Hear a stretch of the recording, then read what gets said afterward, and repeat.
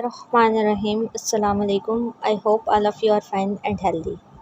Today we are going to discuss about star topology, ring topology and tree topology. Before that we have discussed about bus topology in our previous lecture. So star topology में होता क्या है कि सारी जो devices होती हैं वो हमारी सेंट्रल डिवाइस यानी कि हब या स्विच से कनेक्टेड होती हैं।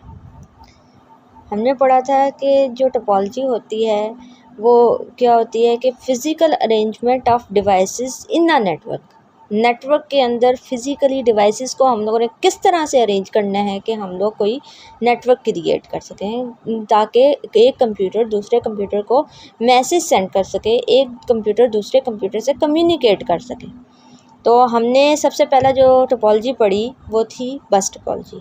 बस टोपोलॉजी में हमने कह दिया एक बैकबोन होती है, ठीक है, यानी कि बैकबोन या बस होती है, उसको बस भी कहा जाता है, यानी कि एक सेंट्रल वायर होती है जिसके ऊपर हर कंप्यूटर ने डाटा सेंड करना होता है और हर कंप्यूटर ने इसी वायर के ऊपर डिपेंड करना होता है in order to send and receive information.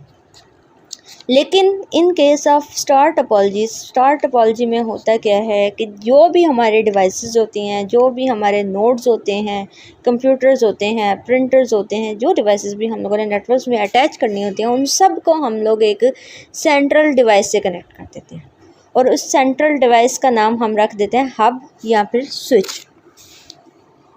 अब क्लाइंट ये जो स्टार टोपोलॉजी है ये बेसिकली वर्क करती है क्लाइंट सर्वर आर्किटेक्चर पे, ठीक है, बिल्कुल उसी तरह से जिस तरह से क्लाइंट सर्वर वर्क करते हैं, बिल्कुल उसी तरह से स्टार टोपोलॉजी। क्लाइंट सर्वर में सरसरी सा इंट्रोडक्शन दे देती हूँ। क्लाइंट मीन वो चीज़, वो डिवाइस जो कि रिक्वेस्ट जनरेट करती है। सर्वर मीन्स वो डिवाइसेस, वो कंप्यूटर्स जो कि उस रिक्वेस्ट के बेस के ऊपर रिस्पॉन्स करते हैं।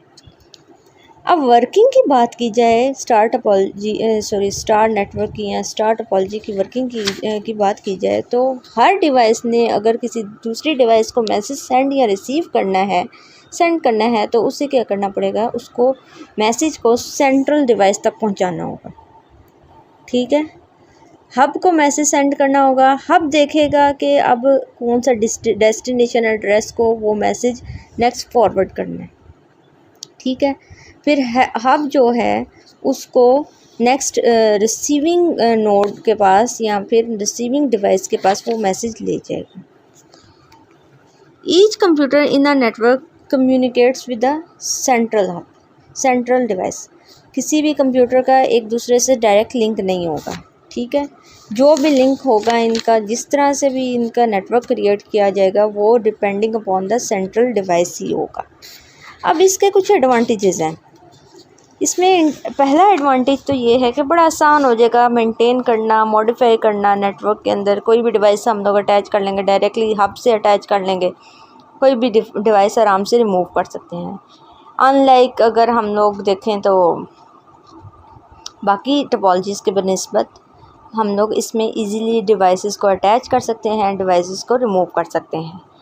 इसके साथ साथ नेक्स्ट एडवांटेज यही बताया गया है कि हम लोग इजीली अटैच कर सकते हैं, रिमूव कर सकते हैं without disturbing the whole network. सारे नेटवर्क को डिस्टर्ब किए बगैर हम लोग किसी भी कंप्यूटर को ऐड कर सकते हैं, रिमूव कर सकते हैं। Finding fault become easy. Fault find करना बड़ा आसान हो जाएगा, हमें हर कंप्यूटर को चेक करना नहीं पड़ेगा। जो कंप्यूटर ऑफ हो गया ऑब्वियसली वही वर्किंग करना छोड़ देगा।